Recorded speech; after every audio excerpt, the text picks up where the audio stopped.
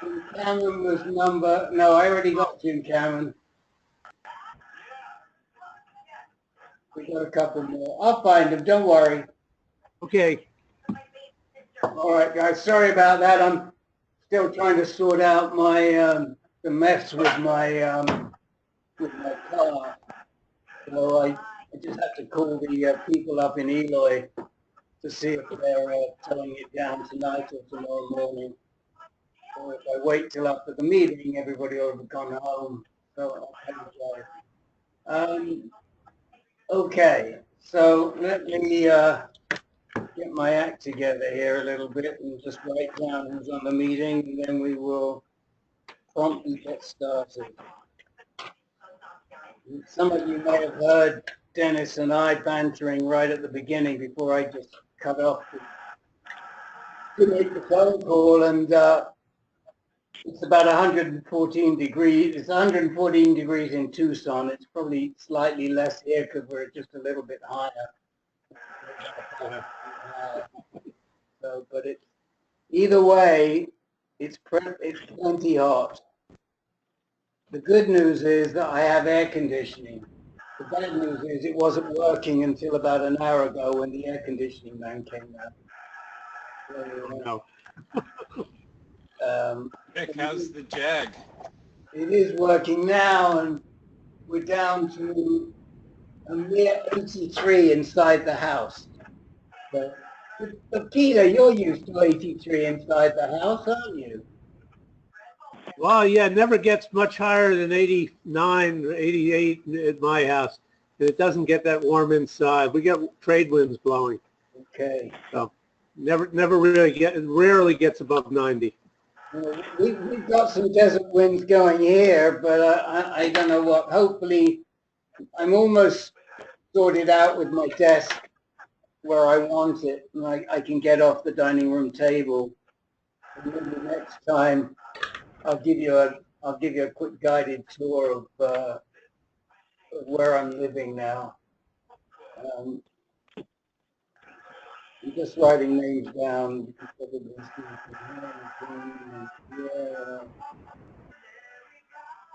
Somebody's got a radio or TV going on in the background. Not guilty. Not guilty. You guys hear it though, right? Yeah, we can hear it. We'll figure them out. On your recorder. Yeah, we're recording. Okay.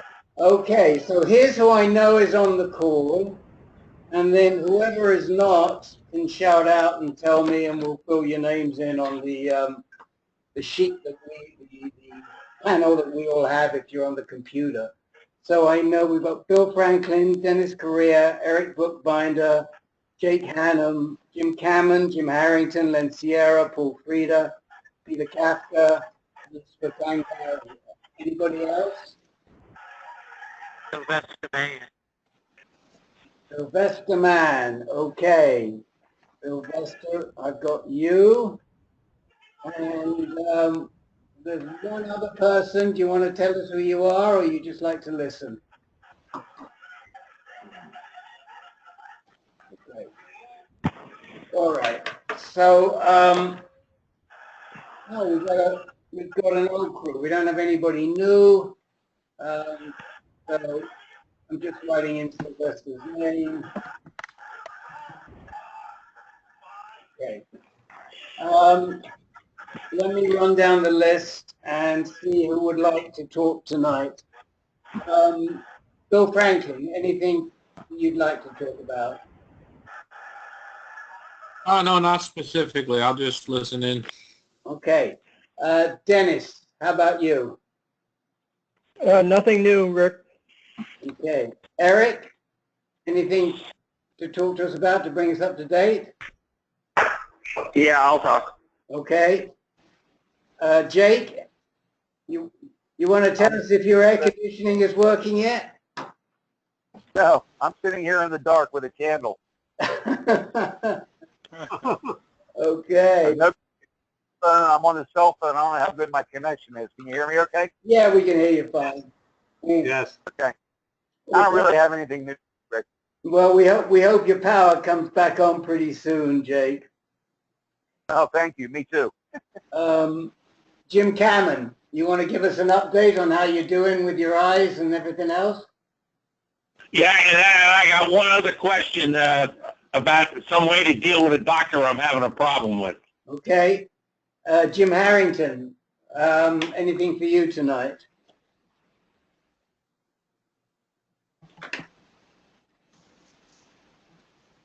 Jim Harrington? Okay. Sorry, Rick. I was muted. No, I'm fine tonight, Rick. I'll just listen. Okay. Len, you want to talk a little bit about that impact study and what it said when it came out, since you're one of the participants? Well, okay, to be honest with you, I only read the abstract. That's okay. So I don't have much to say about it, but You could summarize it for the guys. I mean, you know a little bit about the trial, so yeah. I'm not coming to you first, so you can do a little bit. You're good at doing homework whilst you're on the call. I know. I know. Yes. Paul Frieda, how about you?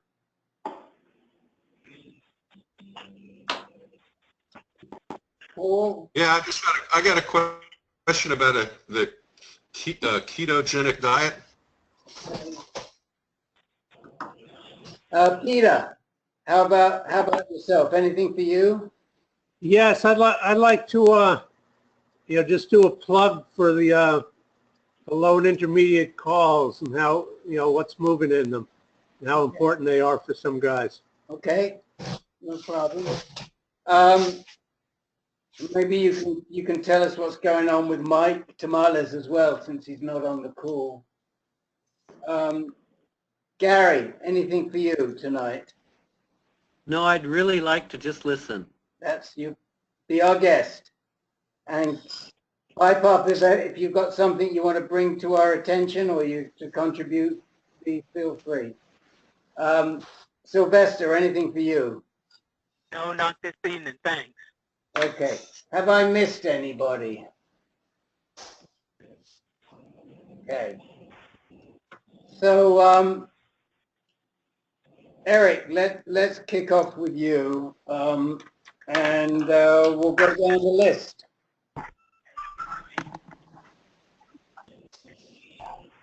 Okay, well, I went to San Francisco today to see Dr. Agarwal. I stopped taking the experimental drug a month ago in preparation to getting palliative radiation. So I had 5 sessions of radiation. It's only 5, but I'm still wiped out, taking 3-hour naps. So I talked to Dr. Agarwal today, and he wants me to try Zytiga, abiraterone. He had said before that he wanted me to go to Xofigo. Right. He said either one would be okay.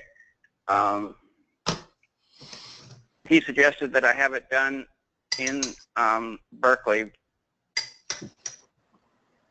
because it's more convenient, and it's the same difference. It's just the same drug either way. Right. So I left a message for my doctor in Berkeley. Haven't heard back from her yet, but I was at the Mount Zion today seeing Dr. Agarwal, and when I got there, my blood pressure was 87/61. So they wanted to hydrate me, put me in a hospital bed, gave me a liter, and after that, my blood pressure was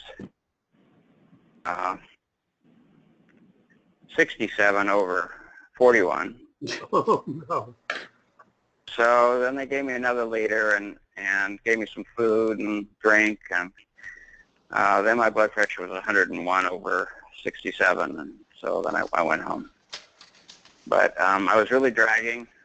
I've really been exhausted, out of breath just constantly. I had family over here for Father's Day, and I couldn't do anything. I just sat in a chair and let everybody else do everything. Some of it, obviously, from the radiation. So I'm trying to work through that, keep myself at least doing what I can. And I don't know yet which way it's going to go. He also offered to put me on a trial. I don't know which way I should go, whether I should go. He was recommending the abiraterone because of the trial drug I was on resensitizes the cells. Oh, right. So he thought that doing abiraterone next would be a good, check, at least to see, do it for a few months and see what it does. My PSA went up to the highest ever. It's almost 16. So. So can you do the Abbey at the same time as the Zofigo? Is he happy for you to do that? Yes, he said that was an option also. Well, that's interesting that the GS 5829 resensitizes the receptors. I didn't realize that. I'm not really sure how that drug works. I don't think they are either. You make me feel better. And then, of course, if you went back onto the abiraterone, then you'd be on prednisone full time. Do you do okay on prednisone? I can't remember. Yeah, I don't have any problem with it.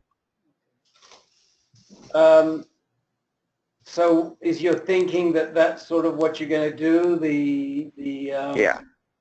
The site. The abiraterone. You'll start the Abbey, and you'll do Zofigo at the same time. Well, yeah.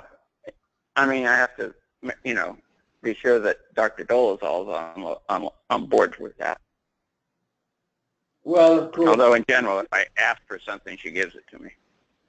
And there's no reason why she shouldn't be talking to Agarwal, right? Oh, yeah. He sent her a message. Right. And what was their take on this blood pressure issue? Anything? I mean, did they? No, nothing. Nothing. No. Well, I'm just sorry that you just felt so wiped out. How were you? I haven't really had a chance to ask you. How were you on your trip to Hawaii? Did you feel good? Did you have energy? I was okay. I had to have help pushing the wheelchair. Oh, right. Okay. Well. Yeah, I went with my sister and brother-in-law, and right. He's a big guy, real muscular guy, and he was a lot of help with the wheelchair. Well, if it makes you feel any better, I had to have help pushing a wheelchair too. I took out one of my oldest buddies who's been in a wheelchair since the early 80s. And I didn't have the strength to. We went out for a drink one afternoon and at a pub in the pub garden, and I just didn't have the strength to push the wheelchair onto the paving. So you're not on your own. So and I think Mike's probably about roughly around the same weight as Gail. So you're not on your own. Mm-hmm. Let me open it up. Anybody would like to talk? Anybody like to talk to Eric about these options? Any questions, thoughts, ideas? Eric, do you still have pain? Paul, you start. Go ahead. Yeah, Eric, do you still have pain? Yes. Yeah, I'm taking a lot of Norco and Oxy. So is it concluded that the radiation was a failure? No, it's too early. Oh, okay. They they usually want to wait, at least 2 weeks when it's after the radiation to see. And I'm in a lot of pain, but I'm in less pain than I was at the maximum. So in general, it's trending down, so it should be okay. And what medication are you taking for the pain? Norco, which is, now my mind just went blank. A 10 milligram, one of the opiates, and 325 of acetaminophen. It's like Vicodin. It's definitely it's like a new version of Vicodin. Oh, isn't Norco oxycodone? No, it's the other one. Oxycontin. Oh, shit, what is it? I have to look it up. Hold on a sec. Where's Dr. Steve when we need him? Yeah. It's Rick. It's Vicodin. Basically, it's Vicodin. It's acetaminophen and hydrocodone. Hydrocodone, that's what it is. Yeah, it's just another name for Vicodin, another trade name. Okay. Thanks, Len. I didn't ask you the most important question. What did they feed you? Was it any good? I'm sorry? I said I didn't ask you the most important question. What did they feed you? Oh, what did they? Was it any good? Yeah, they gave me 2 Cliff Bars. Oh, 2 Cliff Bars. That's good stuff. Oh, and a cup of miso soup. You must be on the economy plan with UCSF, Eric. Yeah. This is Peter. I suspect UCSF bills Medicare plenty for those Cliff Bars too. Yeah, that's right. Anyway, Eric, I'm sorry to hear you're going through this challenge. I guess the question I had is, if you're going to start Xofigo, besides the low blood pressure, how's your other blood work? Is it in decent order, or is it compromised? No, I had a bunch of odds and ends that were either a bit high or a bit low. Red blood cell count's a little low. My magnesium and my potassium are too high. What else? What's the one you always ask about, Rick, when we talk about PSA, the other one, the alkaline phosphatase? Yeah. Yeah, that's high. So, I mean, nothing's way out of range. Just a little bit this way and a little bit that way. But platelets are okay. Platelets good. Platelets are okay. Yeah. If your alkaline phosphatase is not too far out of line, that's a pretty good sign. I mean, it means that the cancer is not spreading that quickly. If that starts to rocket, it's an indication that it's really playing up in the bones. Right. Well, that was Dr. Agarwal said that one of the reasons that argues against Xofigo is that it's not as widespread METs as one would normally start Xofigo for. Okay. Well, I would say that the plan's right there. Go for it. The only concern, I mean, this is just a concern I have for you, is that, with this blood pressure issue, just be careful with your driving. It's a concern to me. American Cancer Society has provides volunteer drivers at no cost. If you have the patience to deal with them. But so far, I haven't had any problem driving. Right. The only problem I had is I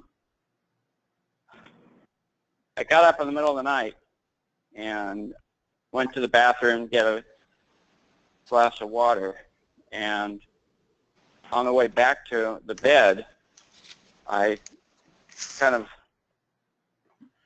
very momentarily lost consciousness and dropped the glass. Ooh.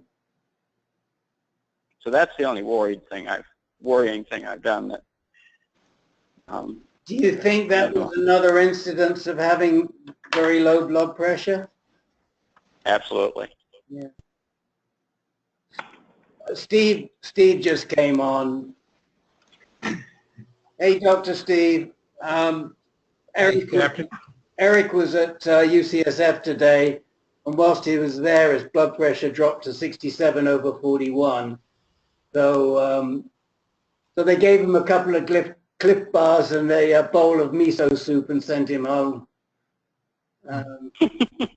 Well, 2 liters of hydration as well. Oh, and 2 liters of hydration. Yeah. Yeah. Well, I mean, I would just say that, you know, that you have a good plan. I'm sure that your I always forget her name, but your Sutter doc in Dolazol. spell it for me. Dolazol, spelled pretty much how it sounds. Dolezal. C-A-L, Dolazol. Okay. Well, I guess that Dolazol, you know, I'm sure she'll go along with the program. And when do you think you'll be able to get onto the Zytiga? Well, I want to do it immediately. So, you know, if I don't hear from her by tomorrow morning, I'm just going to show up down there. Okay. Let me know. I can help you with the Zytiga. Okay. Okay. And what do you mean? You mean obtaining it, or how do you mean? If you can't get it quickly enough, just let me know. Oh, okay. Eric, this is Bill Burhans. I've been dealing with low blood pressure issues for the last several weeks, and I just came in on the call, so someone may have already pointed this out, but I was trying to stay well hydrated by drinking water, and my doctors pointed out to me that it would be better to drink something with electrolytes in it, like Gatorade. Sure. Yeah, so that's another way that you might help to keep your blood pressure up. Yeah, my main drink is I drink orange juice, half diluted. Yeah, it's still. I mean, Gatorade would be ideal because it's stuff full of electrolytes. Mm-hmm. There's a lot of sodium. I mean, Gatorade is basically sodium, potassium, and water, and some glucose. You know, I don't know. I think getting dehydrated, even water, is better than nothing. I mean, if you're dehydrated, you're just not drinking enough fluids. This hot weather we've been having lately certainly contributes to that. Yeah. Well, also another symptom that I have is even when I'm not hot, I'm sweating. Yeah. So I don't know what that's from. Well, Eric, this is Jake. You say you're also high in potassium? Yeah, my potassium is high. Yes. So Gatorade may not be a good call for that either. It's got potassium in it. Mm-hmm. Well, it's pretty unusual. I mean, it's called hyperkalemia, where your potassium is too high. If your kidneys are functioning normally, it's pretty hard to get it too high. Was your sodium okay? You're not low sodium? Sodium's fine. No. Yeah. I'd be more worried about sodium getting hyponatremic, which is where your sodium's low, which can cause all kinds of problems. Usually potassium, if anything, is too low, not too high. Mm-hmm. Yeah. On the other hand, my cardiologist did tell me that he says, I don't get to say this to many people, but you can go home and use all the salt you want. Yeah. Well. Yeah, that was basically my suggestion too. okay, and you know, if you want any other ideas on the best thing to drink, drop a note to Greta McCare. She'll get back to you. Who's that? Greta McCare. Okay. She's the registered dietitian at the Cancer Center at UCSF. Oh, okay. You know, I would offer to give you her email, but I still haven't unpacked the box that has all my drugs in, and Hold on a minute. I'll get it for you, and I'll put it in the chat window whilst we're talking. Okay. Okay. All right. All right.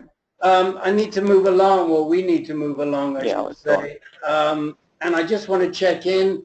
Welcome to Dr. Steve and to Professor Bill. It's always great to have both of you on the call, especially at the same time. Who else has joined us? Is there anyone else that's joined us? Maybe I should go down the list and you can tell me if I haven't called your name. Bill Franklin, Dennis Correa, Eric Bookbinder, Jake Hannum, Jim Cameron, Jim Harrington, Len Sierra, Paul Frieda, Peter Kafka, Spokane Gary, Sylvester Mann, Steve, Dr. Steve, and Professor Bill. Anybody else? Ron Silverio. Oh, Ron! Welcome. How are you? I've had better days, but still above the ground. Okay. Oh, Yeah, that's I've good. heard from you for ages, although, I hear from Susan on the Caregivers call.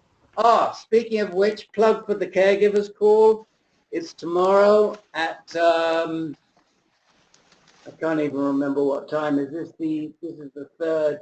It's tomorrow at 8 o'clock, 5 o'clock. So just let your caregivers, let your partners know they're welcome to join us on that call if they would like to. I've got to post it as well. I haven't posted it on the forums. I've got to do that. And anyone else? Okay. So, Steve, did you need any time, or do you want to fill us in on your background? Well, I'm just planning at this point. No, I mean, I really nothing. I'm going to wait till next week to do some bloods. I just got back from Hawaii. I was there for a week, and this lesion on my nose. Yes. Yeah, close. Moray eel bit me. Oh, no. Yeah. Scuba diving and a moray eel bit me on the nose. Wow. Don't tell me you didn't see it coming. No, actually, I ran into a screen door while I was there, so that's what it was. Anyway, it's getting better. Gee, I've been telling people it was a moray eel bite, though they seem to bite. I got to say, I like the first story better. I was drinking a cup of coffee, and the screen door was closed, and I went wham right into it with my nose. I think it was bleeding like a son of a bitch. Okay. Better a moray than an electric eel. What was that? That was more. I was better a moray than an electric eel. Oh. Yeah, I guess that's true. That's true. Professor Bill, I'll put you in for a quick update so you can tell I know what's going on, but you tell the guys how you're managing with the pain pump. okay, I did on Tuesday. Do you want me to do it again? Oh, that's right. You did on Tuesday. Absolutely, you did. Right. Right. Yeah. No, And I did. So, do you have anything else you'd like to talk about tonight? No, I had a routine bone scan, sodium fluoride F18 bone scan on Thursday, but I haven't learned the results yet. Okay. So next week. Okay. So, and Ron Silverio, I'm putting you in to give us an update. We'll raise you up the list as well. But let's come to Jim Cameron next, and then maybe we'll talk to you, Ron. Okay. Tell us what's up with you. Rick? Yep. Hello? Yep, go ahead. Can you hear me? We can hear you. Okay. I talked to, at the Oxygen Hyperbaric Center, I talked to them the end of last week. Of course, they avoided talking to me, and I told them I wanted all the papers that I've ever signed there. Right. And it'll take a couple days, and they called me and said they had them. I went and picked them up, and of course, when I got them home, they weren't all there. Well, make a long story short, this morning I ended up talking to the director there, and obviously they're hedging. They said, well, I can't give you answers. I got to talk to somebody else. So obviously they're talking to a lawyer or somebody. I haven't done anything else. I'm at Johns Hopkins right now. Oh, okay. And I have an appointment with the Wilner Eye Center for an all-day appointment Wednesday. Okay. See Dr. Arnott, and then I'll know how much damage is done, what I'm going to do. Okay. Well, you know, I guess that we established a week or so ago when we last spoke, that 2 weeks back, that there's no question that the cataracts are a definite comorbidity from the hyperbaric treatment. Yeah, their response to that was, I mean, on the first call, and I was talking to the technician. They said they've been doing this for, I don't know, 11 or 12 years, and they've done over 500 patients and never had one problem. And I could tell when I brought up the cataracts, they didn't have a clue about the cataracts. Really? And when I brought up about the macro degeneration in the one eye where I have the cancer, yeah. And all of a sudden they said, "Oh, we got to go." So in other words, and that was the end. They knew. That was the end. That was more or less the end of that call. They said they have to refer it to other people. So in other words, they knew that you had the macular degeneration, and they're saying they weren't aware that cataracts were an issue, and yet we know. Right. They didn't know cataracts were an issue, and they said they've never had anybody with eye problems in 11 years there, which, you know.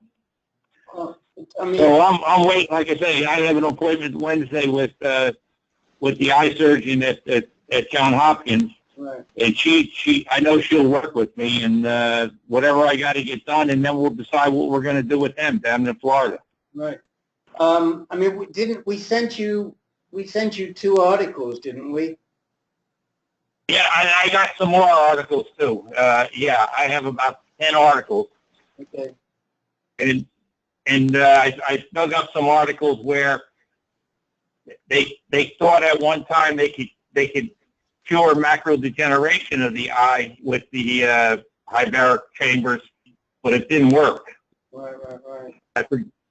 I forget what country that came from, but there was a couple articles on that.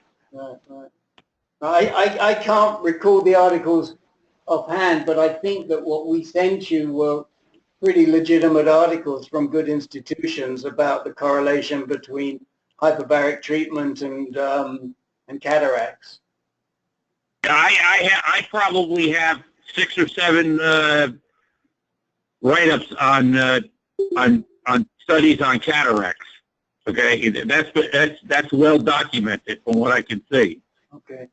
It's just hard to believe that a center like that isn't even aware that it's a side effect. I mean, I think there was somebody on our call who even mentioned it to you and said, was it you, Len? I can't remember. Yeah, yeah, it was me. It was, yeah.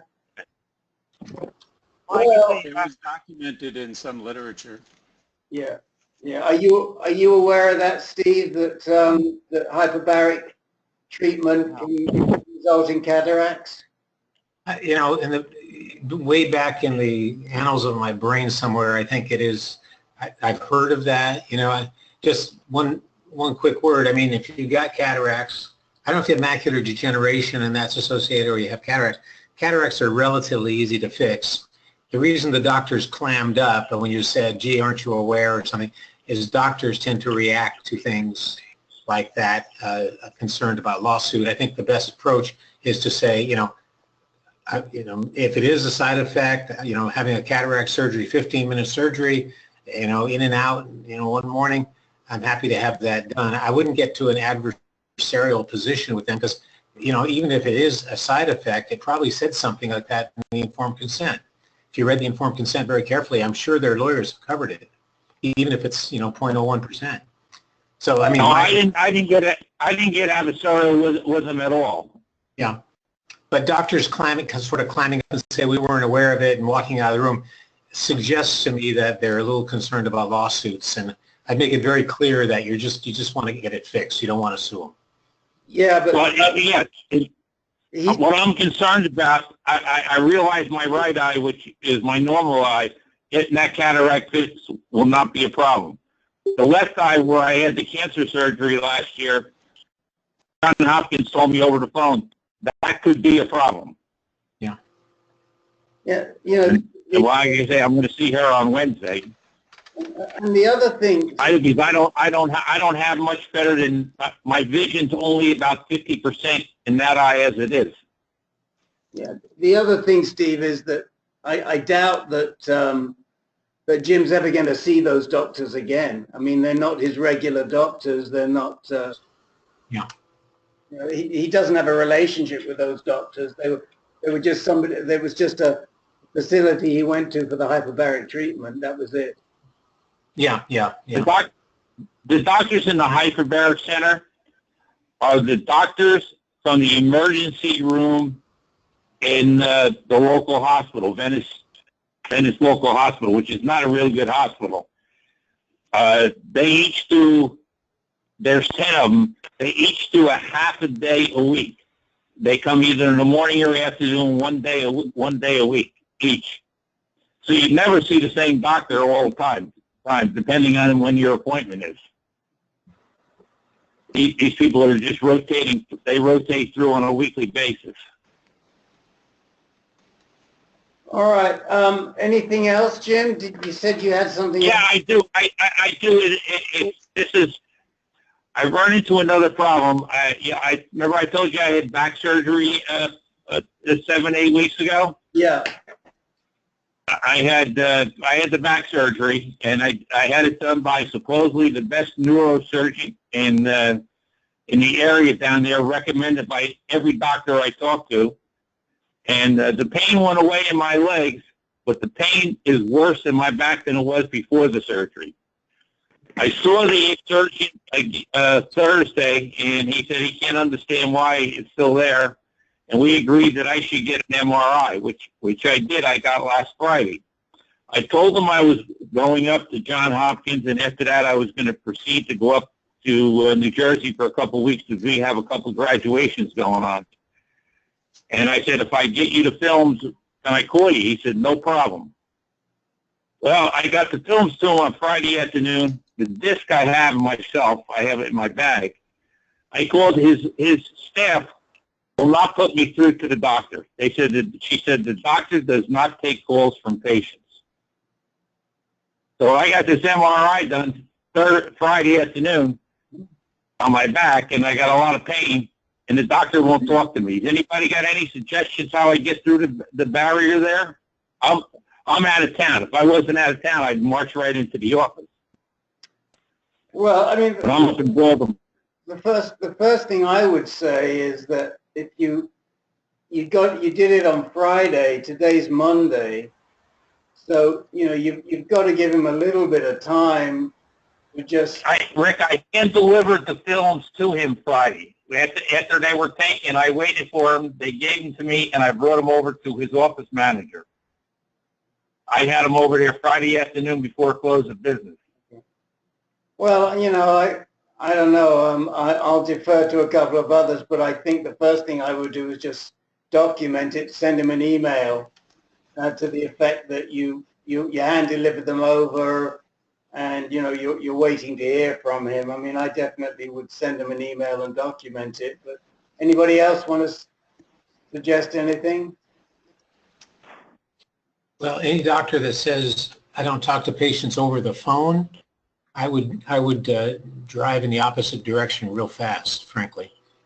I after this. It's his office manager saying this.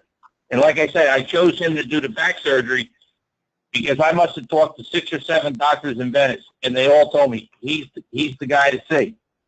And I must know 7 or 8 guys to play golf with me have had back surgery there. Everybody else has had a success. I have not.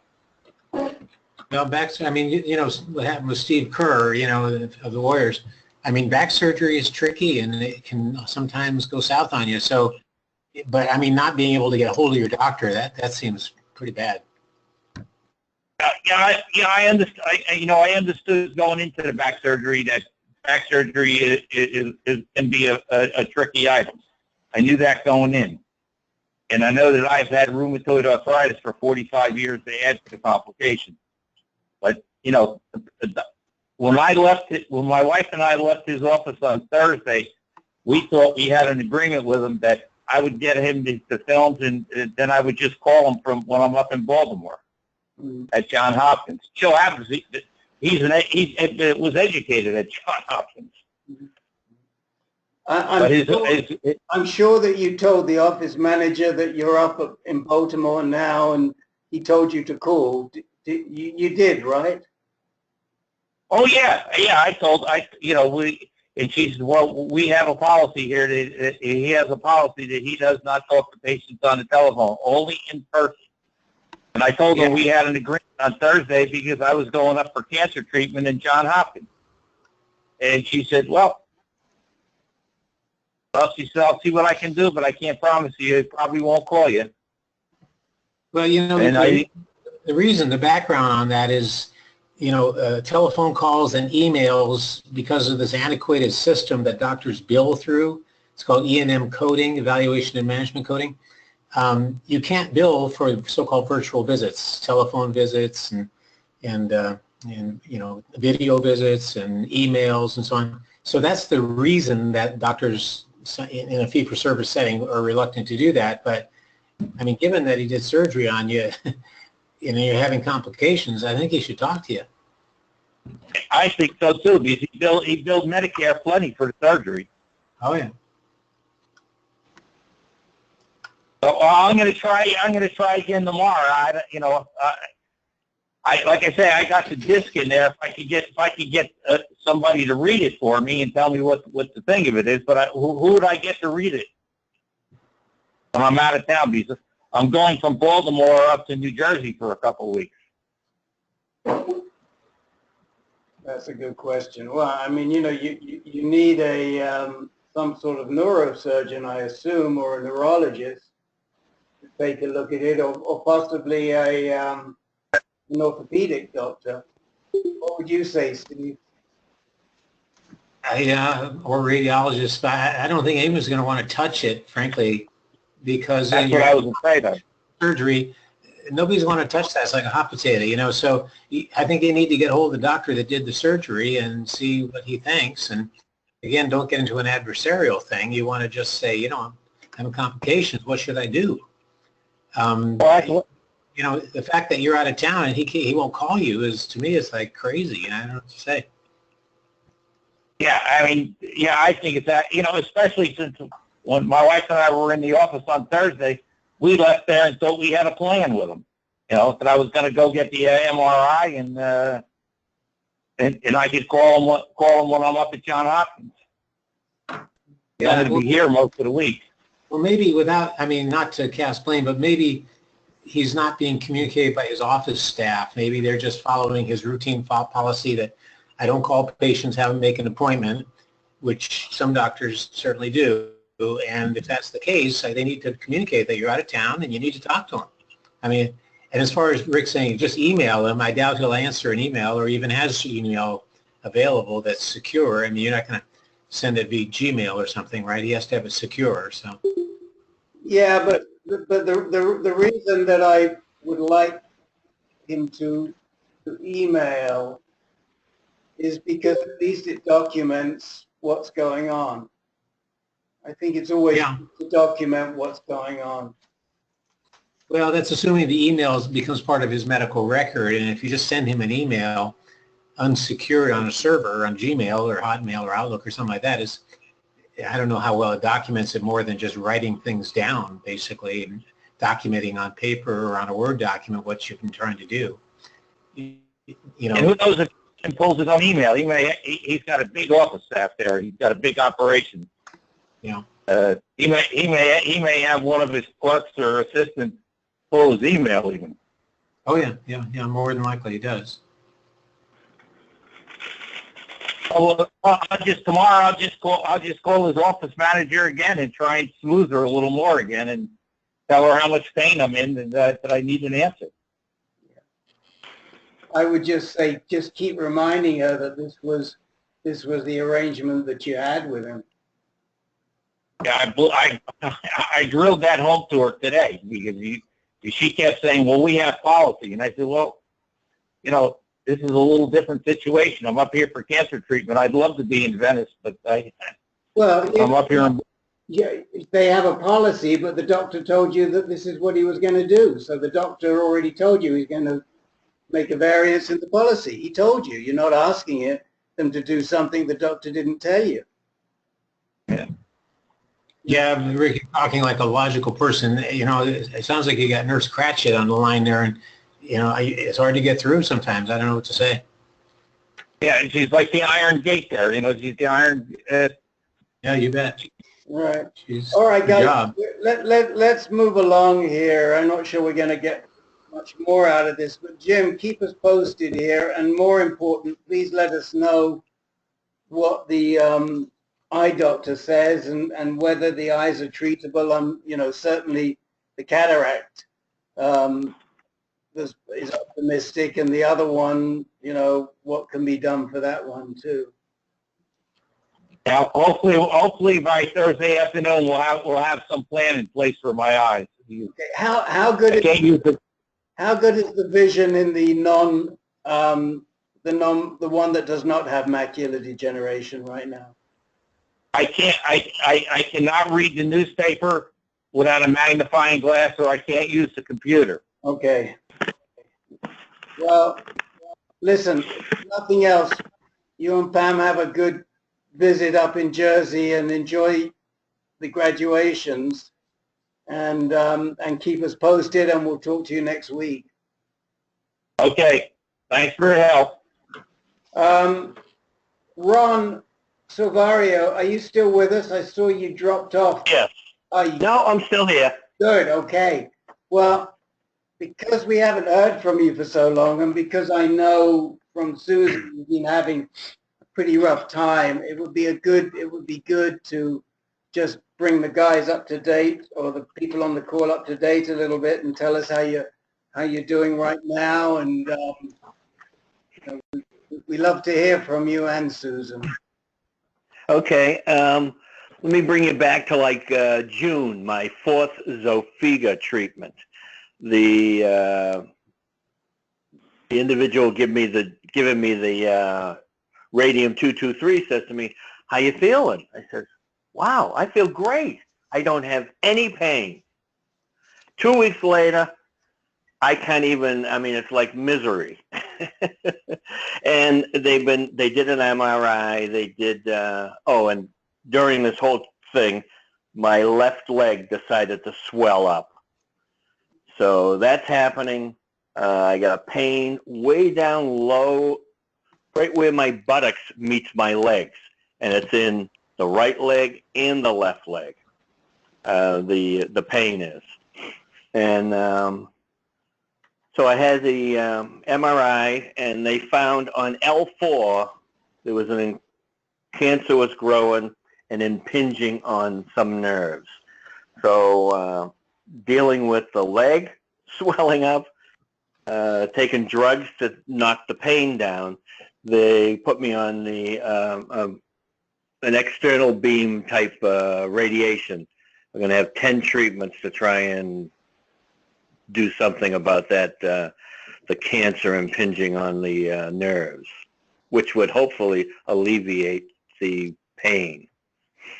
But they kept me well drugged up, I guess. I don't like the feeling, but hey, and I still have pain. That's the bad part too. So you had how many of the Zofigos have you completed now? Okay, I've completed 5 now, and I should have been having the 6th this week or last week, and we put it off, and it was all right with them. I'm going to go in Monday and do the Zofiga. Okay. The last one.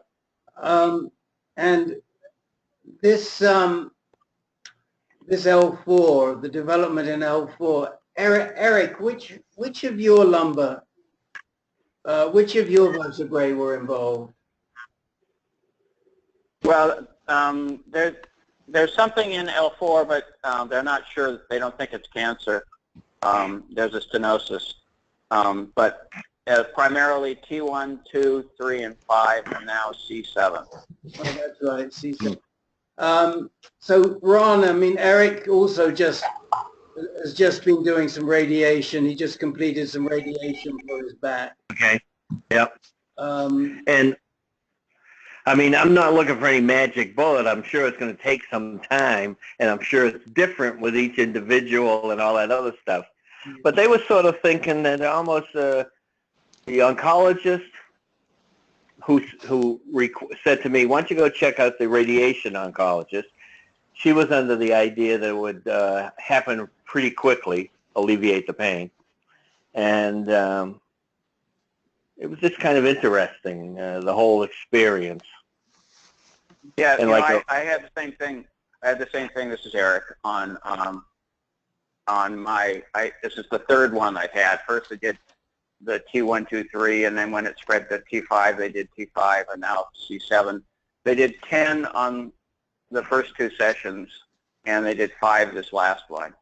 And, yeah, that's what. And it did alleviate the pain. It was, I was in major pain before I had it, and then until this most recent time, I went, almost several years without any pain from it. So it does.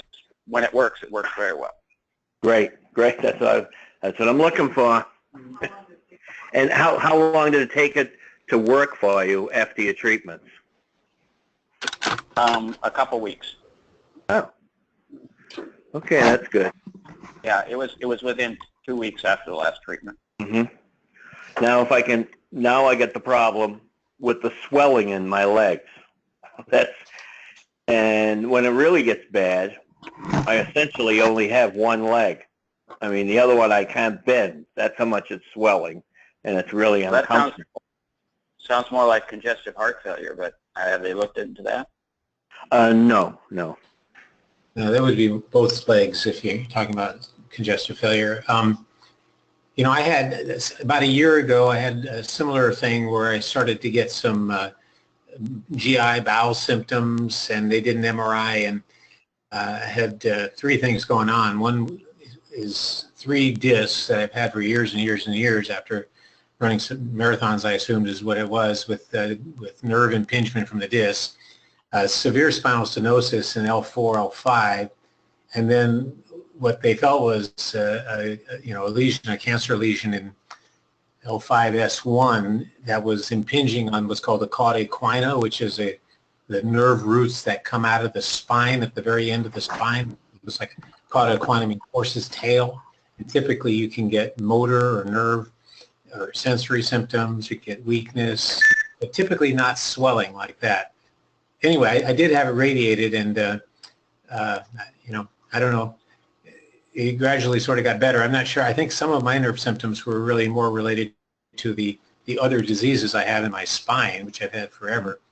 But I think the sensation of numbness that I've had since then has not gotten better.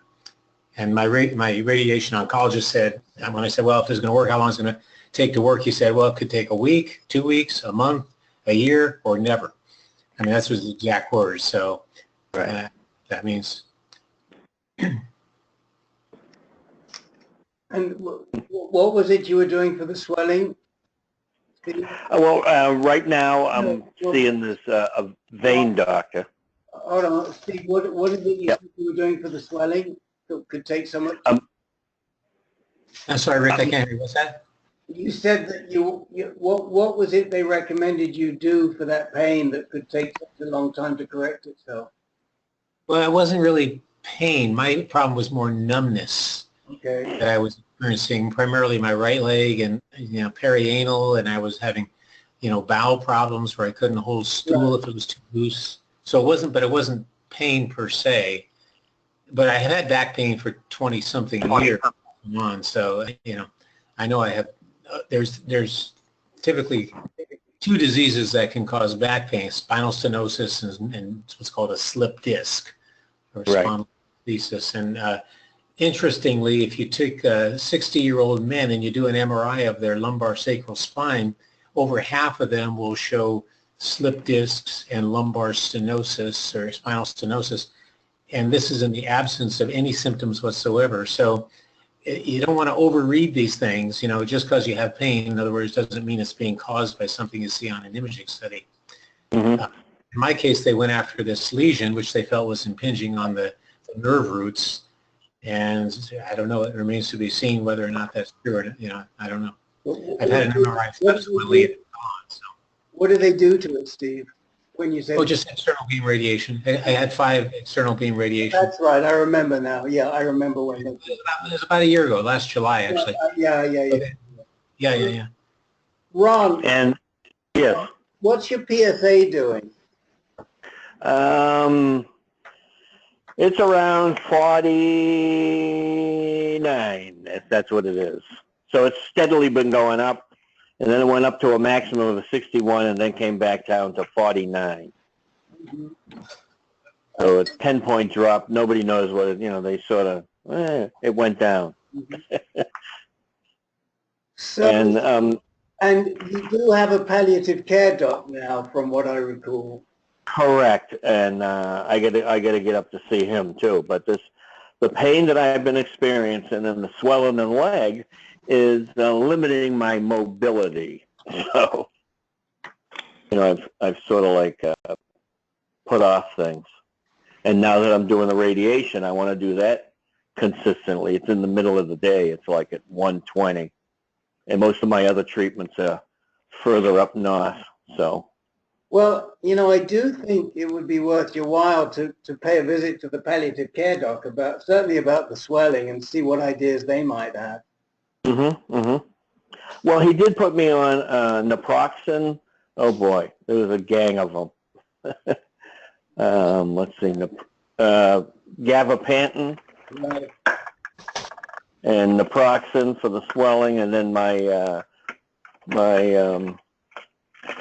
medical oncologist put me on prednisone, Mm-hmm. and I'm on 5 milligram oxycodone as needed. Did the prednisone do anything for you or not? I don't notice. Well, I swell up a wee bit, when I was doing it, when I was taking the abiraterone. I noticed my face was real puffy. But it has no adverse effects that I know of, and I don't notice any other effect, any positive effect either. Okay, well, let me again throw it out. Any specific questions you want to ask any of the guys, or thoughts, or?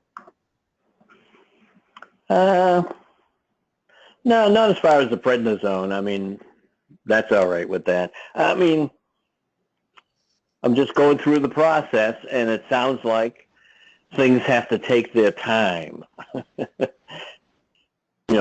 get them in, all the ducks in line, I guess you want to say. You sound good. I will say that. Your voice sounds strong, and you sound good. But I do know you've been having a real rough time, because Susan's let us know that. Yeah. Anybody want to talk to Ron directly?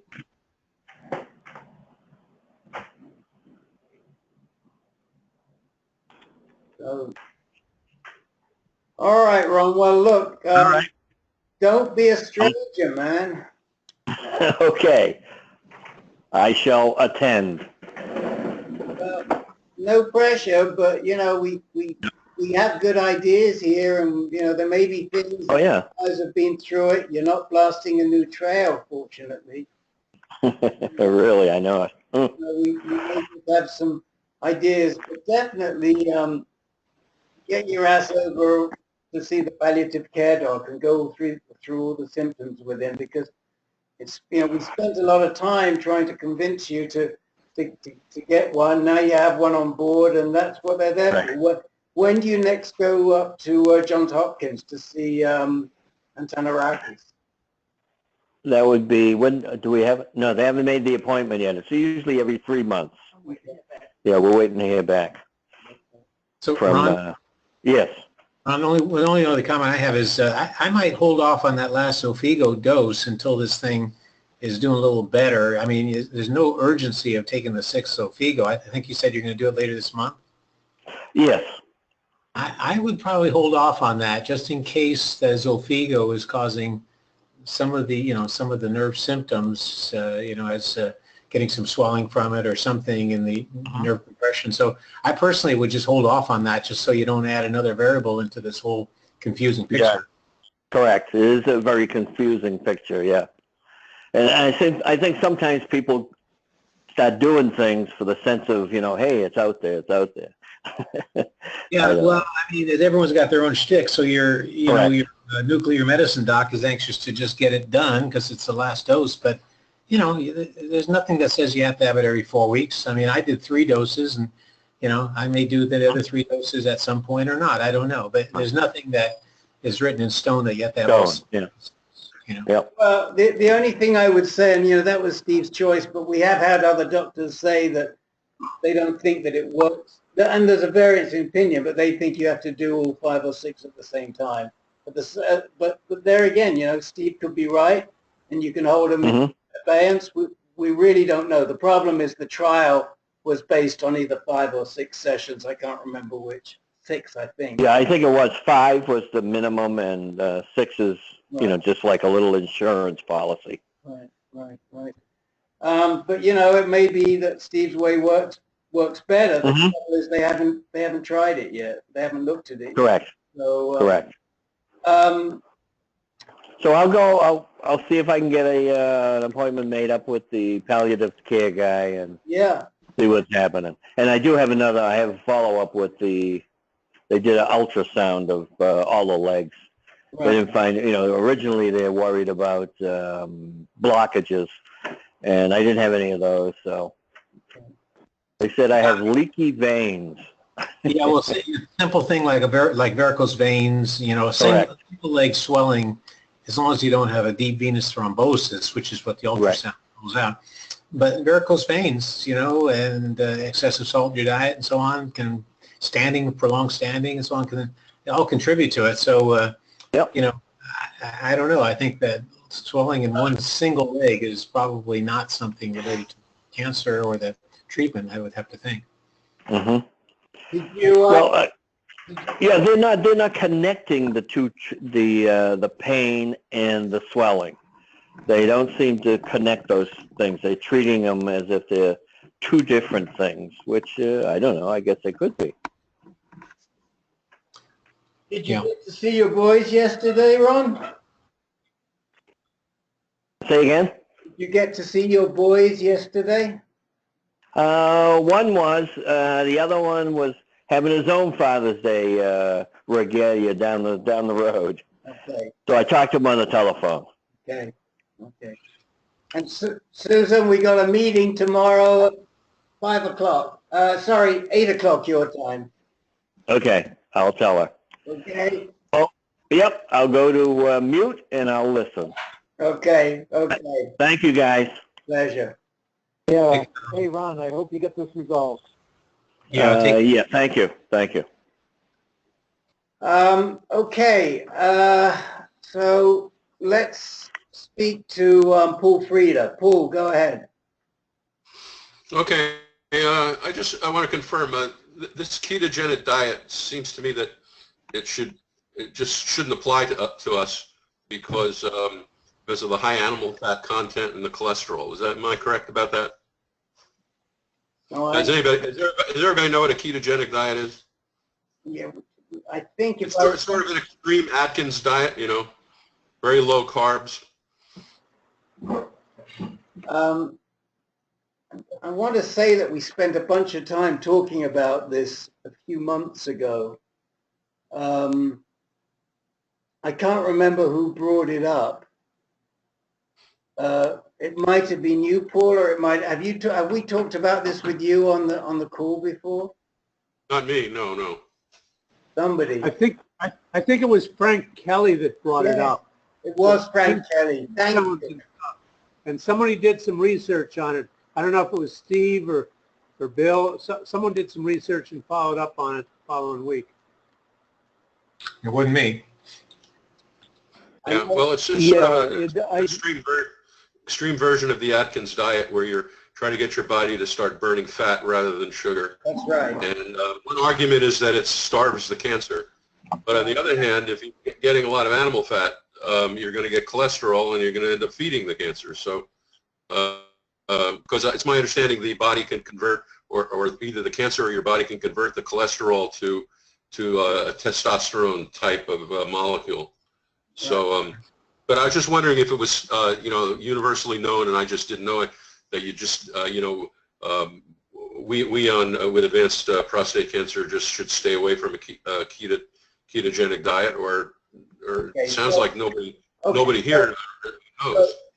So, Well, to me, it seems similar to taking metformin. What you're doing if you're non-diabetic and you take metformin, say 500 twice a day, is you're creating a ketosis. In other words, you're burning fat with that, preferentially. So, and then as far as the cholesterol goes, I mean, many of us take, Crestor or statin of some kind specifically because, Snuffy Myers and company seem to think that that is a good state in terms of keeping your cholesterol down in prostate cancer. So it seems like the ketogenic diet is similar to taking metformin in that sense. Really? Okay. Yeah. okay. So hold on a second. This is Hold on one second. Bill Burhans. Bill, just hold on a sec. Just hold on a second. Okay. We did do because I'm looking at my notes. We did do a bunch of work on it. It was around December, early December, and Bill sent us a very good review. I'm going to let him talk about it momentarily, but I will forward you what Bill said. It was as a result of Frank, Kelly, or Lisa finding this diet and him trying to determine whether it was good or bad. I would definitely suggest you go back on YouTube and see this. Look at the look at some of the calls around the end of November, beginning of December, and I would have noted in there if we were talking about the ketones, and then you can listen. I'm going to send you what Bill sent to us right now, and Bill, I'm going to turn it over to you. Unfortunately, I can't remember what I said, except that we did talk about it, and I was skeptical at first, but then I looked into it a little bit further and decided that it actually probably wasn't a bad idea, and that in the same way that metformin is probably not a bad idea. But I'm going to have to go back and listen to what I said back then too, to remind myself of what I learned from the research that I did. So let me read quickly what you wrote to me and Steve and Len. You said, Sure. After exploring the primary literature for a while yesterday, I have a much better understanding of ketone supplementation as a therapeutic approach. It's very clear there is some validity to this approach. The underlying mechanism is related to selected starvation of tumor cells, which cannot use ketones as a source of energy. This is somewhat related to Volta Longo's studies. The major difference is that Volta's studies are focused on sensitizing tumor cells to cytotoxic chemotherapies and not on the selective killing of tumor cells by ketones in the absence of cytotoxic drugs.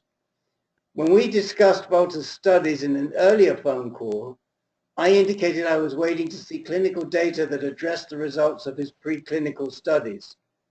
The results of what I think is probably the first clinical study were published earlier this year and support the preclinical studies that suggesting fasting could sensitize patients to chemotherapeutic drugs. I've attached a PDF describing this clinical trial as well as a PDF relative to the ketone story.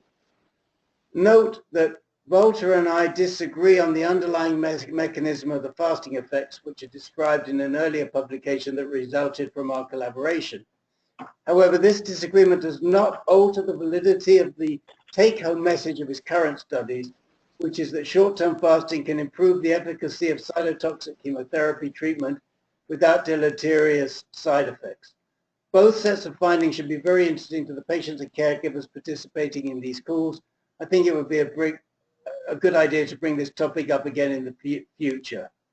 And then you volunteer to summarize them in 10 to 15 minutes if the time might be available, but we're not going to ask you to do that now, Professor Bill. You're going to ask me to do that now? We're not going to ask you to do that right now. Oh, good. Thank you. So I think that some of this came up around the fact that, should you do a starvation diet around your chemotherapy? But then there was also this whole issue about the ketogenic diet. And I've already forwarded this to you, Paul, so you can look a bit more. I think that there was, let's see. And then Steve commented on starvation in pregnancy with a rise in ketones. And Len talked about another, he talked about something in the New York Times. No, with checkpoint inhibitors. No, that wasn't strictly related to that. So I think that's probably what we were talking. That was probably some of the stuff, and I could go back and look more. But to answer your question, is it good or is it bad? I don't have an answer, but as the guys have said, the concept of a ketone-based diet may have some validity. Mm-hmm. Okay. Yeah, I think I'm remembering more of what we talked about as you're speaking, Rick, and that I came to that conclusion pretty strongly that it would be a good idea to, to pursue that kind of a diet.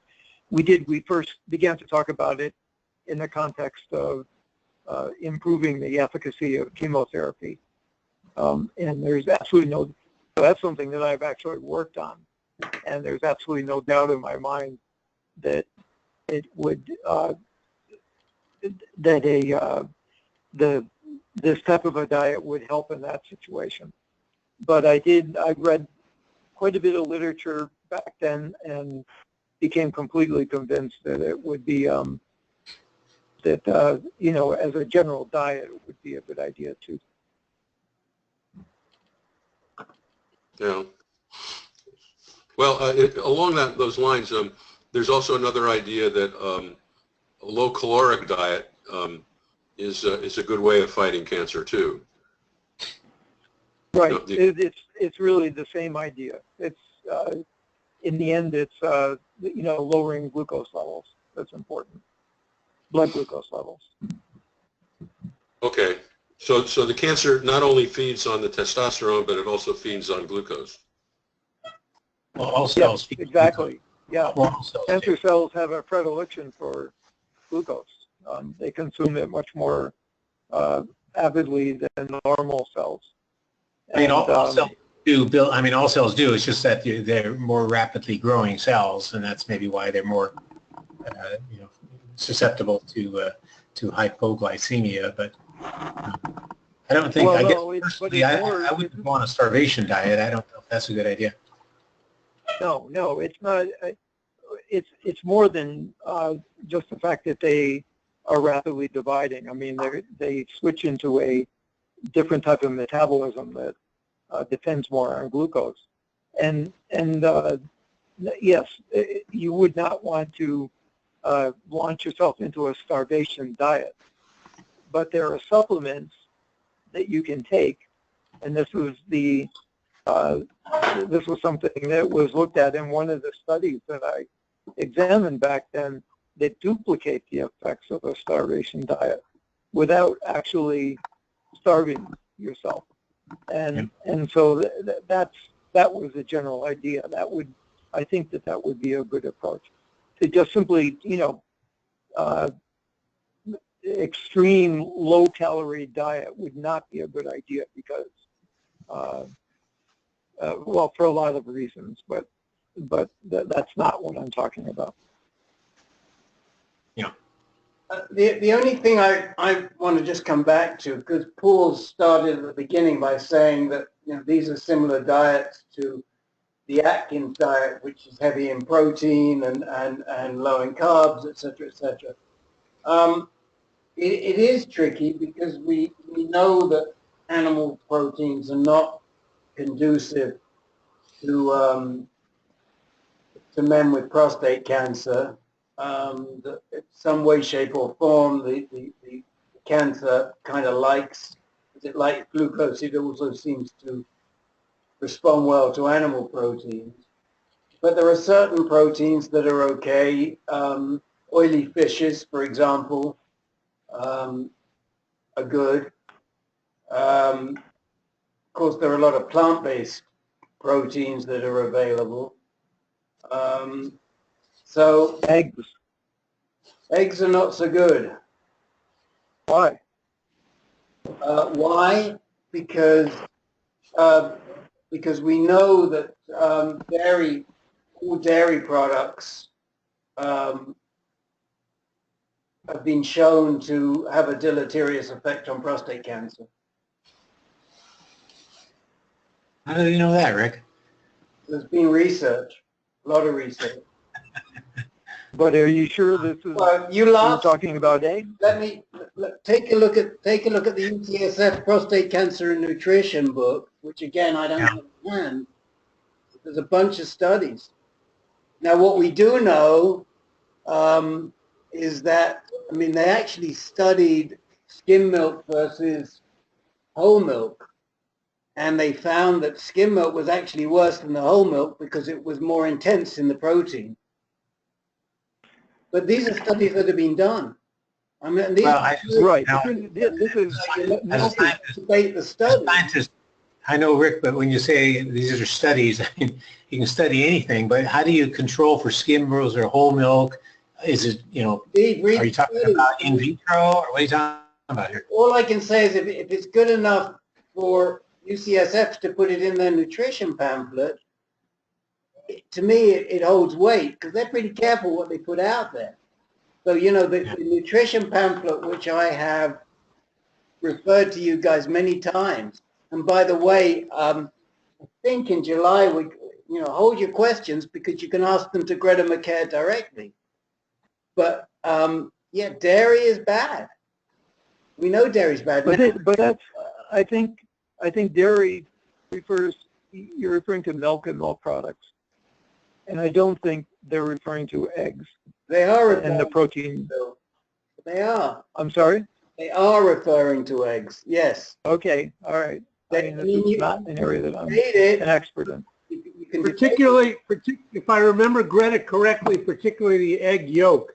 That's right. You could probably get away with the egg whites, but you want to watch out for the egg yolk. Well, for a long time, it was thought that, eggs were bad because of cholesterol, and that turned out to be incorrect. So I wonder if that's the basis for that. But in any case, this is not something that I'm an expert in. So no, nor am I. But I do think that eggs. It's not the cholesterol; it's the processing of eggs that is the problem. And I have chickens. I have 4 hens that lay eggs, and I eat them. And I'd love to see a study designed around somebody eating eggs with prostate cancer, and I'm not sure how they design any kind of a study that makes any sense. So when you say, Rick, that it's in the pamphlet, that sounds like it's in the Bible or something. I mean, yeah, but who wrote the Bible? Well, there is. I'm going to put it right now in the window, and you guys. Put the Torah up there. Don't put the Bible up. You guys can take a look. That first one that I just put in is the pamphlet, and the second one that I'm just about to put in right now is another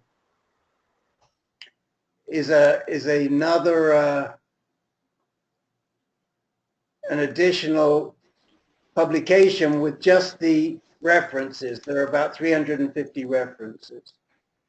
So if you want to go through, I can't pull my copy because it's still packed away, but if you want to go through and look at the discussion on dairy, because there's a long discussion on dairy, and you read the references, and then you can come back to us next week and tell us why it's a bunch of crap.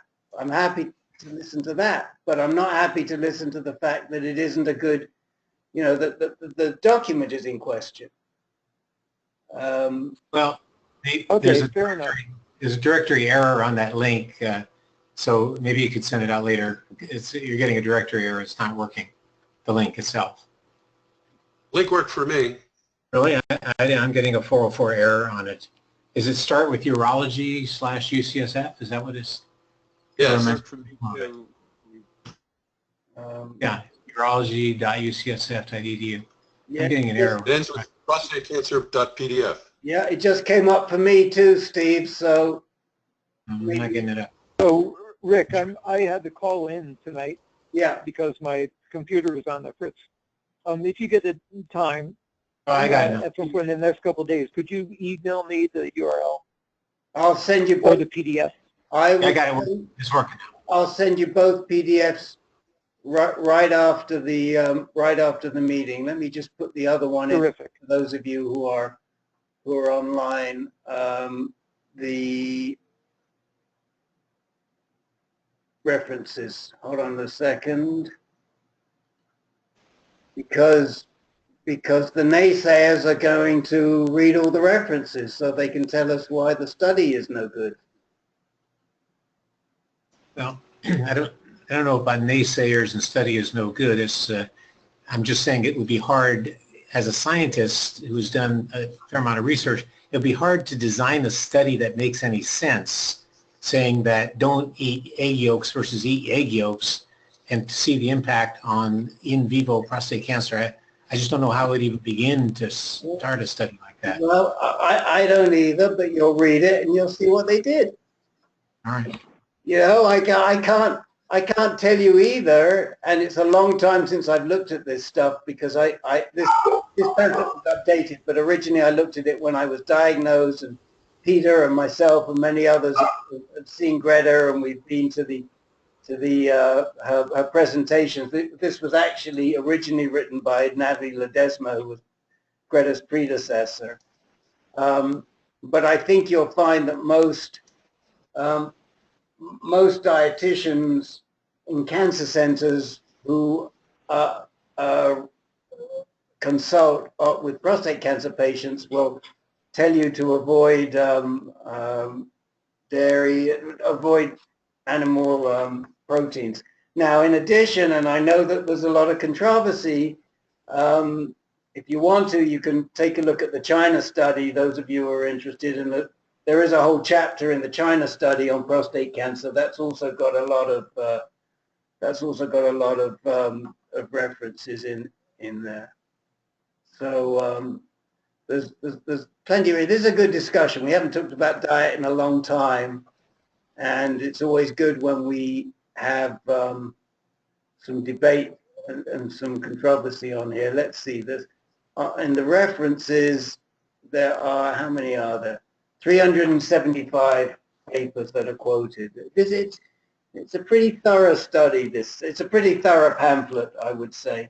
And there is one, by the way, if any of you know anybody, they have a similar document for breast cancer, which I've also sent out to people. Okay, I'll be looking forward to reading these and I promise giving you my 2 cents next week. I'm putting Bill nutrition references. I've written it down. You'll get it right after the meeting, Bill. Okay. Okay. Okay. So anything else before we leave diet from anybody? Yeah, I don't think you see too many clinical trials on foods because there's no money in it. You got that right. Yeah, you know, you say that, but at the same time, there's a lot of research on nutrition. just as there's a lot of research on exercise now, and there wasn't. On exercise, there was nothing 10 years ago. There was nothing. 2 papers. Now, there's every month, there's more and more papers. At the time, there was a fair amount on nutrition, and more you see studies on supplements, on foods. So on the one hand, logically, you're right, but there's a lot of work that's done on nutrition and on specific foods. So I don't know, Dennis. I'm not sure. I'm not sure. I think that some of the research is done on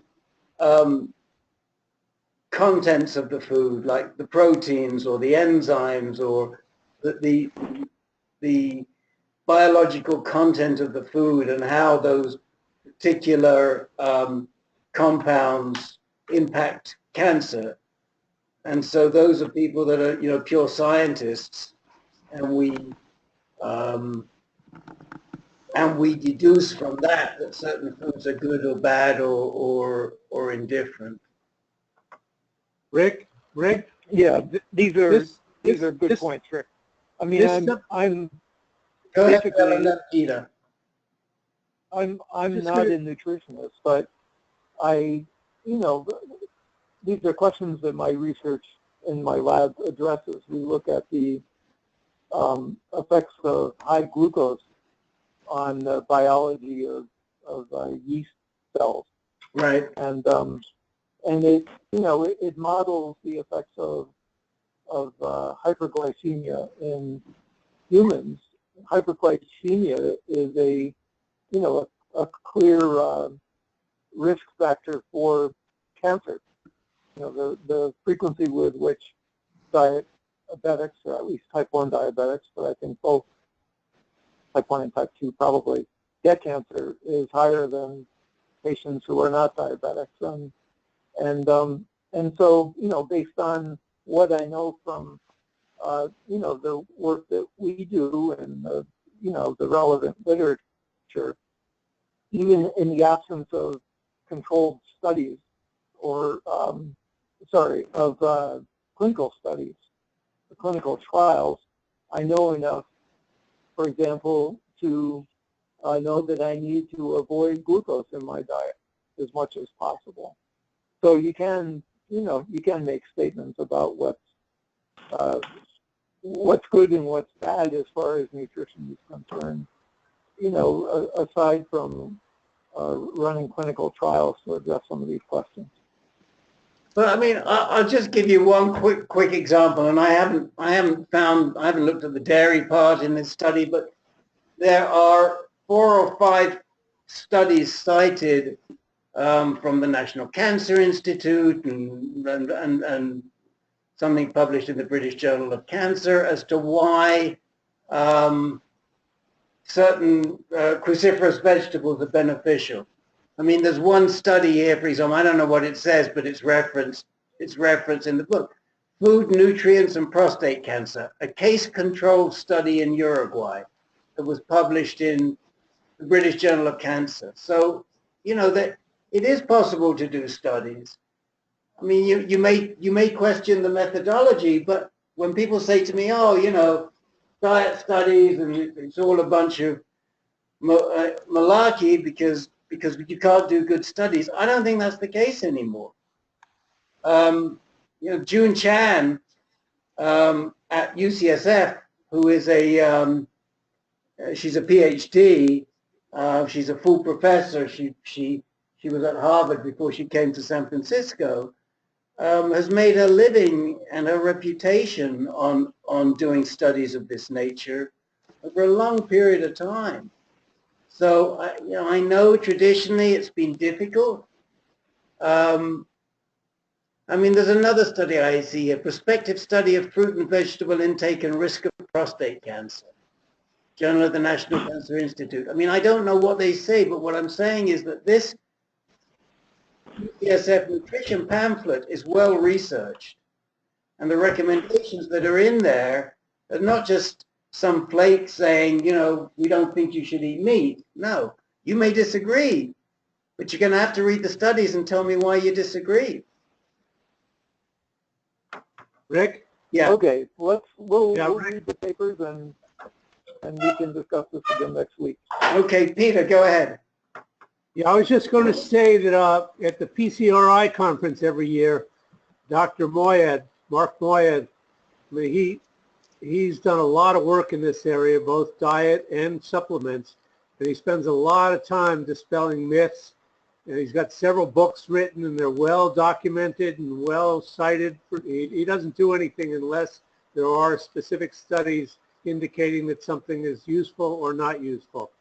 And his information can be found on the PCRI website or at the conference. He spends a lot of time on this because it comes up year after year after year as more new people are diagnosed with prostate cancer or fighting it in some way or another. And he doesn't back down from it. And there's always new information coming out about what might be good and what might not be good because more studies are proven. So let me just summarize from page 12 of the actual pamphlet, and you'll have to go back and find the studies. But they put in a box, and it says fat, bottom line. 1, less fat is better. 2, limit animal fat. 3, avoid hydrogenated fats. 4, extra virgin olive oil, canola oil, macadamia nut oil, avocado oil, or almond oil is preferred for salads and cookings. 5, increase omega-3 fatty acids. So all of those recommendations are supported by papers. And I guess when I say, you know, avoid animal fats, which includes eggs, that, you know, that they saturated fatty acids, sources of saturated fatty acids include meats, poultry, whole milk dairy products, butter, cheese, and et cetera, et cetera. So, but again, well, you know, I don't want to hammer this home. I just, if people want to disavow it, I'm open to listening. But let's just look at the studies first. And these two pamphlets that I've put up there, and if anybody who's on the call other than Bill wants these references to these two pamphlets, I think they are on. I think I've already put them on as resources. I may not have done because I'm sort of haven't gotten to that. But send me an email. I'll send them to you in a heartbeat.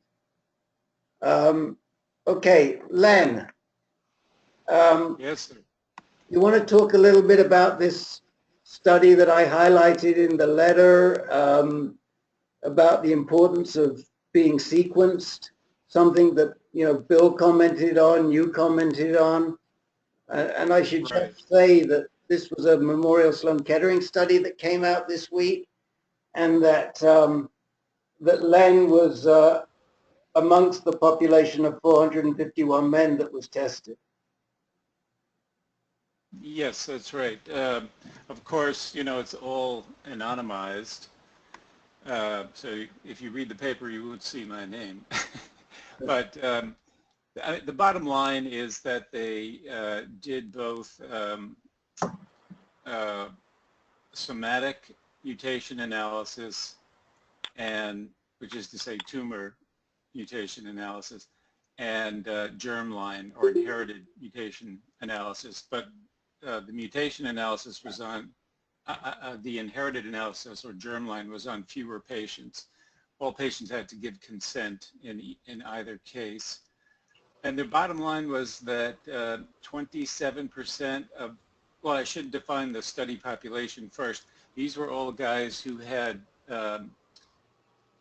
they call it loco-regional disease to non-metastatic CRPC to metastatic CRPC. So basically we're talking about prostate cancer that had spread beyond the prostate in every case, sometimes just to the lymph nodes, sometimes to the bone, and in some cases to soft tissues, primarily liver and lung. And so in all of these cases, they discovered that about 27% of the patients had either a germline or somatic alteration in DNA damage repair genes, which, as we know from Bill Burns, these mutations can often respond very well to PARP inhibitors such as olaparib. And I think there was a new one recently approved, although I can't recall the name of that one. And so basically, you know, there really wasn't a lot of, there was a lot of technical discussion of the types of mutations that they see more often in metastatic disease versus non-metastatic. So they wanted to determine what are the drivers for progression of prostate cancer by doing these gene analyses. The biggest factor that they noticed in patients who were loco-regional versus patients who were metastatic was that there was amplification of the androgen receptor gene.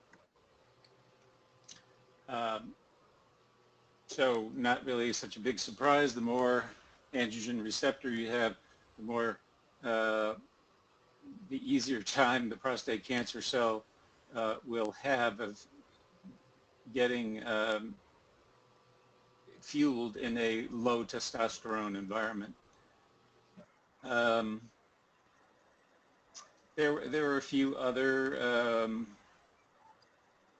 that was, I would say it's probably the major finding. I'm trying to look through some notes here.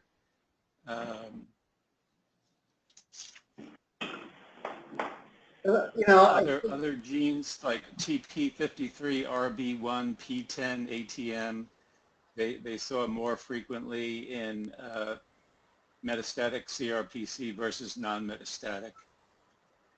So these are, you know, this just suggests that if they're analyzing your genome and they see these genes, if there are agents available to target those genes, they should utilize them earlier in the disease process.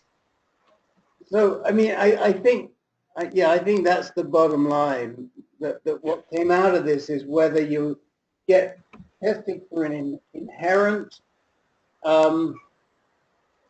inherited gene defects, or whether you get tested for somatic gene defects, that there is a benefit, there is significant benefit to a good portion of men to get gene sequenced, which is what we've been saying for a long time on this forum, on this in this virtual support group.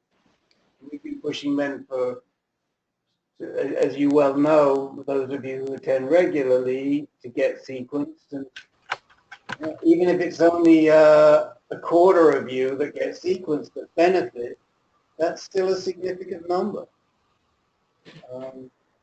And I think those of us who strongly support sequencing were very happy to see the study, because it just reiterates what we've been saying. Bill, do you want to comment on that? Yeah, I don't have much more to add other than to emphasize what you just said, Rick. I think it really drives home the point that anyone with high risk for advanced prostate cancer should have should undergo genetic testing, because it's likely to provide information that can be used in their treatment by identifying genes that you know can be targeted with specific drugs. So, and that's independent. I think the other main point made by this study was that that's independent of a family history. So even if you don't have a family history of prostate cancer or other types of cancer, if you have advanced cancer, you should be tested.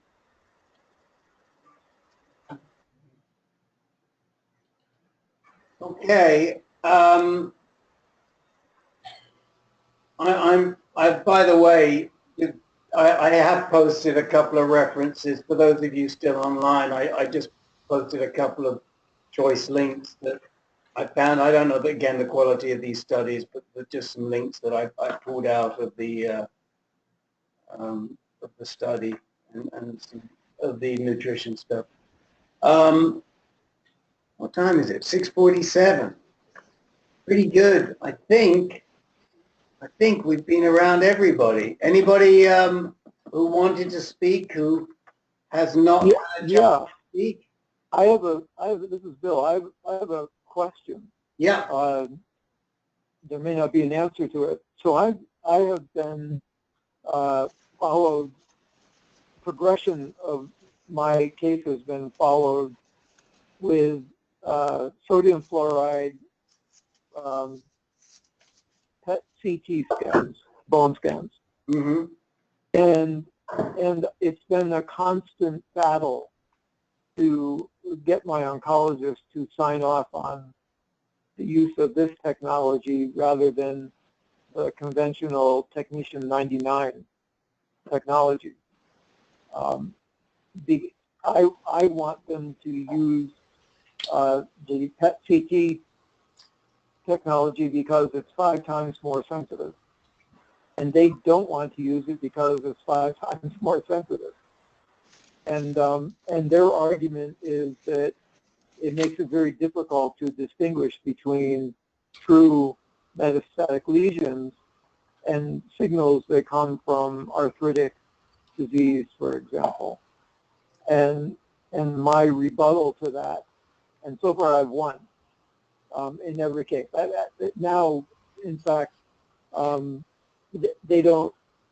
I think the argument has ended because I now have a long history of these scans, and so it's important to, as I have subsequent scans, it's important to compare them to this past history. So I don't think I'll be going back to technetium 99. But my rebuttal to their argument has been that if you have a really good radiologist reading the scans, then that lessens the problem of not being able to distinguish between real metastatic lesions and arthritic signals. So I'm just curious, if anyone or any of you also being scanned with this technology? And if you are you running into the same sort of barriers with your oncologist or objections from your oncologist? Bill, this is Jake. I have a comment. When I found out in 2012 that I had metastatic prostate cancer, it was from a PET CT scan. A bone scan showed nothing. An MRI showed nothing. It is the PET that showed that I had metastatic cancer. You know, because I had initial treatment and my PSA kept going up, and I finally went to an oncologist, and that's the test that she sent me to take. It's anecdotal, but that's for what it's worth. That's exactly what put me where I'm at now. Okay, I'm happy to, not happy to hear that, but I am in the sense that it supports my point of view about the efficacy of this approach. What institution are you being treated at? I'm being treated just by a local oncologist, and she sent me to a radiology, lab in Maryland, and I think it was sodium F18. I'm pretty sure, because I know at the time Blue Cross, my insurance company, wasn't going to pay for it, and in fact they didn't pay for it. So it finally got written off. But it's the test that showed that I was metastatic. Yeah, that's basically my story too. It was first detected, metastatic lesions were first detected with a PET CT scan, not with a technetium 99. I've only had one technetium 99 scan, and that was right after I was first diagnosed. Right, me And I too. don't think I've they only did had it- one. I've only had one bone scan too. Right. It Oh, no, seems I've had many like, okay, yeah, I'm sorry, go ahead. Go ahead, Steve. so Bill, it seems like, it's clearly a better scan. It's more sensitive. I guess, getting into sort of standard of care and who's going to pay for it and who can interpret it. In other words, if you don't have anybody in your organization can interpret it because you don't do them, then it's a work test, and your comment that, well, you've had a number of them and now you can compare them, I think that's critical. Because if something was there 2 years ago and it's still there and hadn't changed, that's a good thing, right? Right, exactly, right. Yeah, that is, the question of who's going to pay for it is also very important. And, we were able to convince my insurance company to pay for it. But I understand that isn't always going to be the case, and it's going to be a lot more difficult to get them to pay for this much more expensive technology than for a Technician 99 scan.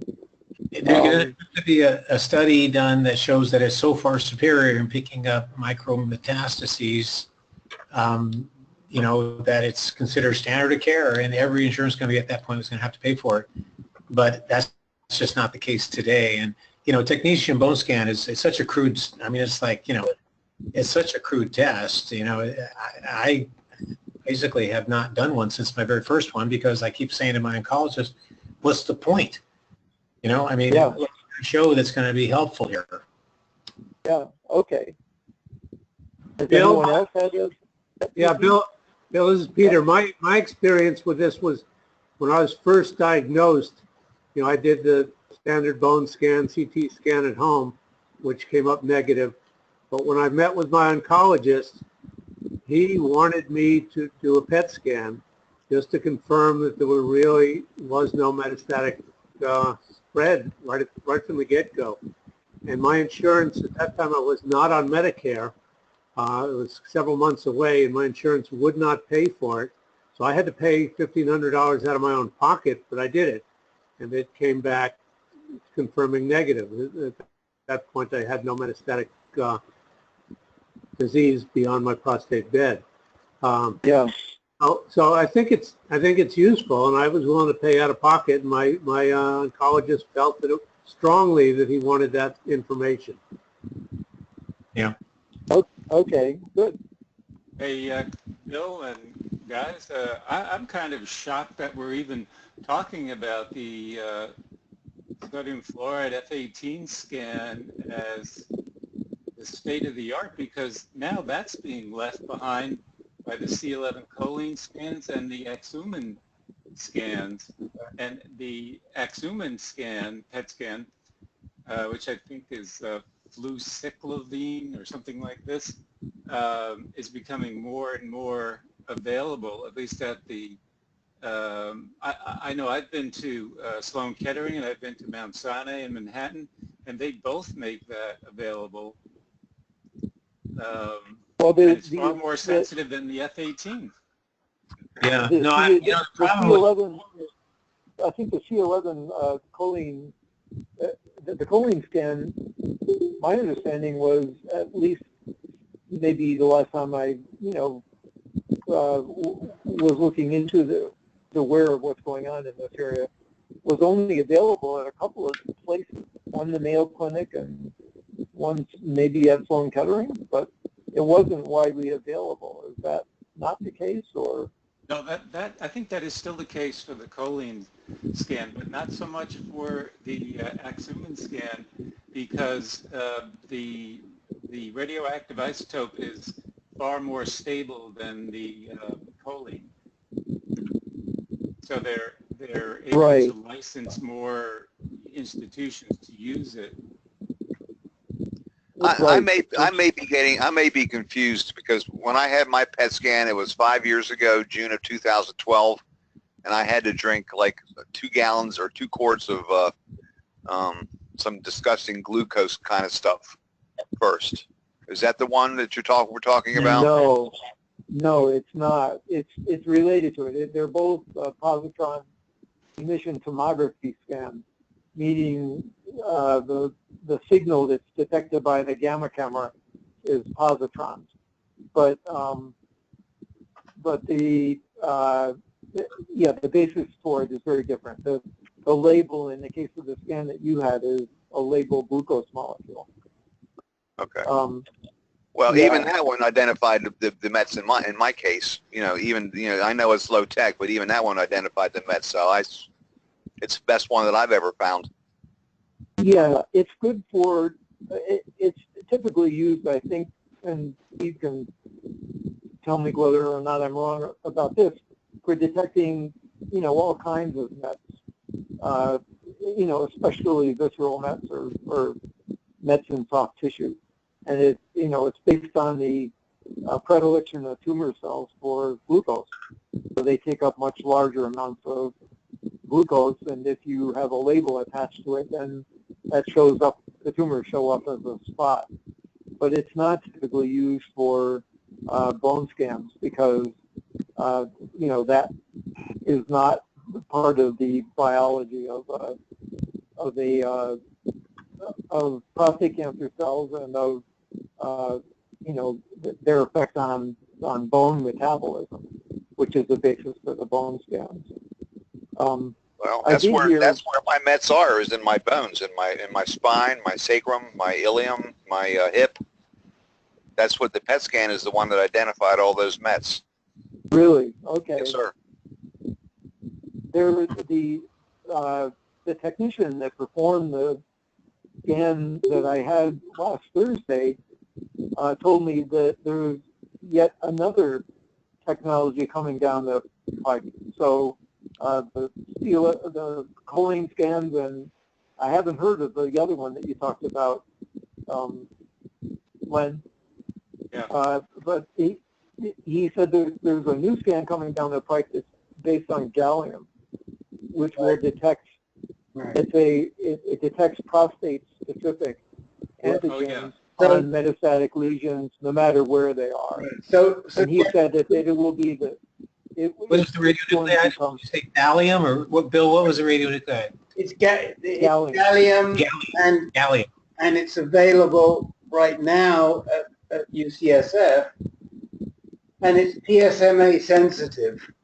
Right. So they're also using lutetium for that as well, but they're also using lutetium for palliative care in different doses. So they've got lutetium trials for scanning, and they've got lutetium trials, I know they've got lutetium trials for palliation, because that's what Paul Hobson has been doing, but it's not approved here. The gallium scan has been going on for quite some time, and it's sensitized through prostate-specific membrane antigen, so it seeks out only prostate cells, which are either in the prostate, metastasized disease, and there are some cells around the thyroid or throat that also, I forget, there's another gland that has PSMA in it. So you have to be a bit careful. It can have a side effect there. But the bottom line is that, yes, the gallium is coming down the road. It's not there yet. The Axumin, which is the one we were just talking about, I think you asked about, Bill, it's spelled AXUMIN, is more advanced F-18. I think the active aspect is F-18, but there's more to it than the old F-18 scan, and I honestly can't remember. Can you, Len? Do you remember how the Axumin improves over the old F-18? Well, yeah, it's more sensitive. They say you can use it when the PSA is even as low as 0.2, depending on who you talk to, 0.5. Right. And it's not only for detection of bone mets, but also soft tissue mets. And it is Okay. a fluorine isotope, Rick, but it's not F18. It's something called flucyclovine. Not being a chemist, I'm not sure. Yeah, I mean, it's identified here. I'm looking at it as flucyclovine F18. And the big, Okay. the big advantage is because it's so stable, the institution doesn't need to have a cyclotron, which is, before that was why Mayo and the Phoenix Imaging Center were the only places that had the F-18 Colon. had the cyclotron. Oh, no. This stuff can last. I think the F-18 tag molecules can be produced nearby. The half-life isn't so short that you have to produce it on site. The choline, It's the choline. the label choline has to be produced on site and requires a cyclotron. Right, the choline, Peter, that required the cyclotron. Okay. But the oxymin does not need a cyclotron because its half-life is much longer and it doesn't have to be produced on site. So that's a big advantage of it. Okay. So this technician told me that the gallium scans are close to approval by the FDA. That will probably happen within the next couple months. So it'll be interesting to see which one of these newer types of scans will become the standard. Anyway, thanks for good. It's a great discussion. I just posted 2 links. One is more about the Axiomin scan from the Axiomin website. The other is one of Mike Scott's reviews on the Axiomin scan from earlier this year in February. He reviews a report. I'm not sure what he says. I remember reading it, but I'd have to look at it again. But Peter, we kind of bumped you. I'm sorry to do your pitch on the low and. It's okay. It's okay.